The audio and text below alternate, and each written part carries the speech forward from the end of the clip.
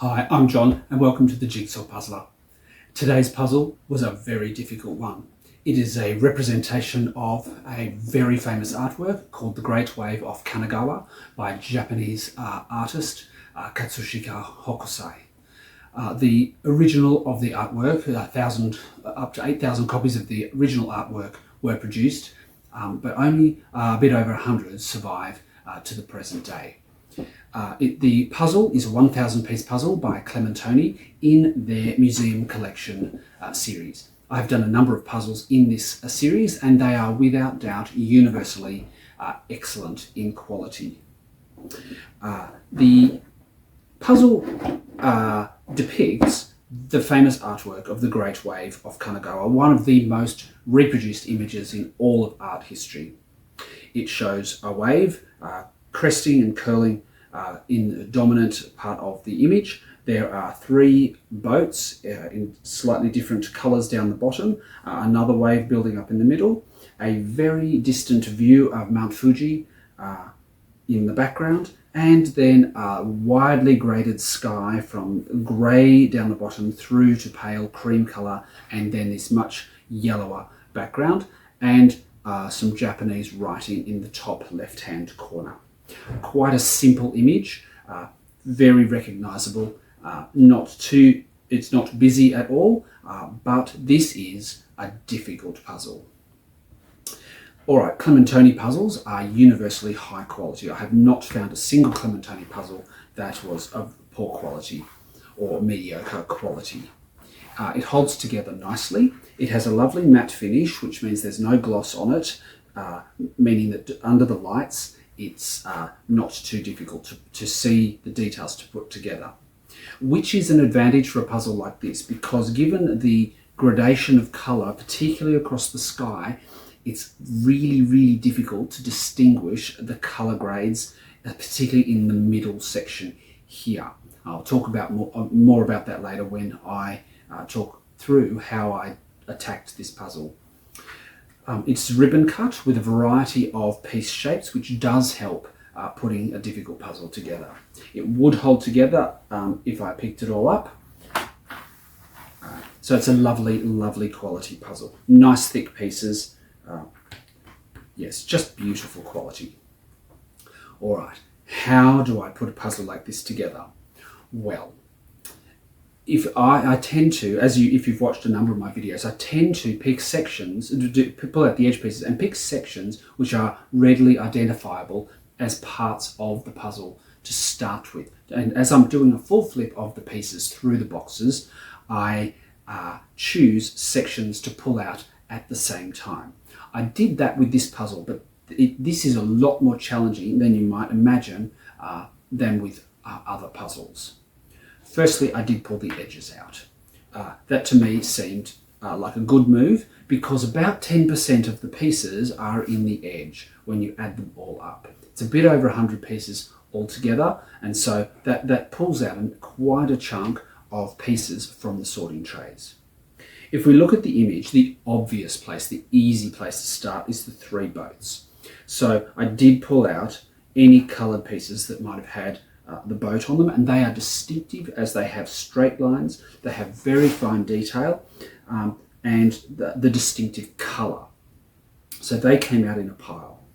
I also noted this grey part of the sky here, the very darkest part of the sky, and so I thought, well, that's a bank of colour I can work on, and so I pulled those pieces out as well. I also pulled out pieces where we might have had the sky plus a blue line. So anything that I could use to form the edge of the Great Wave to start to divide the puzzle up into zones. And of course the Japanese writing, really easy to see that. Not very many pieces of course, but we can get that done pretty quickly with the edge. So that was my strategy in my starting point with this puzzle. I put the edge together. I was missing a couple of pieces which I'd overlooked. In fact, one of them didn't turn up till right near the end, and I thought that I was going to have a missing piece. This was purchased brand new, so that would have disappointed me greatly if there had been a piece missing. So I put the edge together, And then the Japanese writing obviously came very easily. Tucked into the corner up here, it does touch the edge in quite a few places. So that was done pretty quickly up there. And then I did the boats. Look, it was going to be the easiest place to start. I thought I might as well do them. The boat on this side and on this side touch the edge, so I could have those joined on pretty quickly. And then this one here, the boat itself doesn't really go onto the edge very readily. There's one piece where it does touch the edge, but it is the second and third row up, so it doesn't join on once you get those into place. So I had those in place across the bottom, and then I worked on the dark part of the sky as far as I could, and that wasn't too hard. There are not a large number of pieces there really, and they're quite readily identifiable in the box.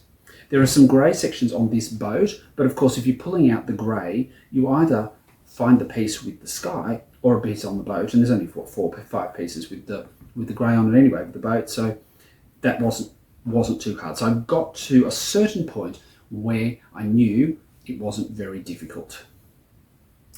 My next move was to build as much of the edge of the wave as possible. Now we have this creamy brown colour in the sky here, and this much richer yellow colour in the sky. So it took a little bit of effort to put pieces in the right place, and particularly to get these fingers of the waves in the right order. I did use the picture a lot with this puzzle, and with this section of the wave coming over all these fingers of water, as it were, I did have to go piece by piece sometimes and look and just put it and position them in relation to each other, and eventually it all joined up. The sky itself has got a light whitish patch of cloud here, and the edge of the cloud running through the top of it here, so that above that is the distinctive yellow colour, or yellow orangey colour, and below it is the much paler brown colour. I collected the yellower bits and tried to piece as much of that together as possible, and look, it wasn't as difficult as I imagined. So once I had the line for the wave, the yellow section here, the boats, the sky and Mount Fuji, I was left with the wave itself. This great curve with all the fingers of spray coming over, and the wave here, the one building up behind it or next to it as well. Now we get on to the difficult part. Now it was a slog. There are several ways that you could probably deal with this puzzle. I try to look for a colour or a texture that I can pull out of the sorting trays to try to piece a section together. If we look at the colour of the wave, the blue, the Prussian blue of the wave here, the bottom section here and the main wave itself, all of the blue comes in stripes and they're curved in the shape of the wave, so that's a clue about how pieces might go together. And this whole section of the wave has white dots of sea foam in front of it, all speckled. So any part with white dots is going to belong to this side of the puzzle. The wave on this side here does not have white dots. It's blue, and all the shallow curves that come across the wave here, and lots of pale blue, bluish green, very faint bluish green in the waves themselves. So that was a way of dividing off this section of the great wave with the other part of the sea over here. So I found these ones here. I went for the pieces that did not have the dots all over it. I wanted to try and chip away at the easier bits first and see what was left. So I did get most of this section done over here, and I was left with all of this here minus the boat. There is a line that goes across here to define this wave. Now the pieces for that, when you see them, they are readily identifiable, but they don't jump out in the same way that other parts do. I eventually did make this line to divide this puzzle into the two parts, and from there it was a piece by piece slog. There are three things that you can look at over here to try to look for specifically in the box. One with the blue stripes, the lighter and the dark blue stripes down the bottom and in the middle with the dots on them. The second thing are these fingers of waves. They make great curls and they have a pale blue or a pale bluish green colour attached to them. And then there are the pale pieces which are blank. They're still colour, but they don't have any detail, any defined details on them. They're just the plain colour. I started with the dots and started to piece together, looking at the puzzle, took one piece, where's that dot? Here. Where's that one? Here. Where's that here? And just bit by bit started to piece together the blue stripes and dots in the middle here, this little section over here, and the bit at the bottom. And just for good measure, there's a tiny little bit over here which you could easily overlook, but most of that is actually attached to this boat, fortunately. So I did that, and then the next difficult bit was the fingers. And my goodness, that took so long to work out where each piece went. There's a bank of fingers up here at the top, there's a section in the middle here, there's a small branch at the side, and then there's this whole bank down here at the bottom. The section at the bottom has fairly good sized blobs of either blue or bluish green as well. So if I knew that I had a piece with a biggish patch of blue or bluish green on it, it probably went down the bottom, although in the middle there is some here as well. So it did take quite a while looking piece by piece for tiny, tiny details, and it's surprising how similar many of these fingers are. So you really have to look at the patterns and positions of a detail in relation to the other details on the piece. And I just had to slog away at it bit by bit by bit and build those sections up. Then I was left with all the pale bits which did not have any details of anything on them. So that included the pale parts of the wave and the paler part of the sky over here. Now it's probably hard to see clearly unless you're right up close, but the wave itself is slightly whiter than the sky. So if you could pick through the sorting trays and pick out the pieces that appear slightly whiter, then I tried to fit them into the wave, and of course I eventually got that done, and down here, and this little bit of cloud up here, but there are also some slight white sections at the very top of the cloud over here as well. So I picked and picked and picked away at the white. Then the hard part, the really hard part, and this was piece sorting, it was colour grading, it was trial and error, going around trying to fit pieces in to fill in the remainder of the sky over here. The piece shapes really give you clues about how to put this together.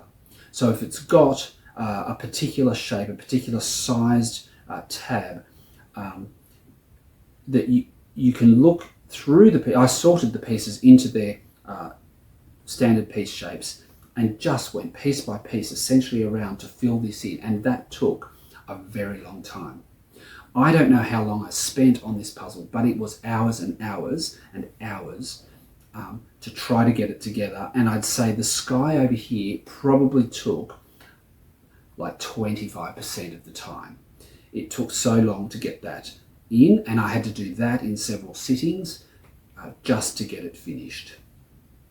Obviously I did in the end, and it's immensely satisfying to see it complete. It is a beautiful artwork, and from that perspective it is a really worthwhile challenge of a puzzle.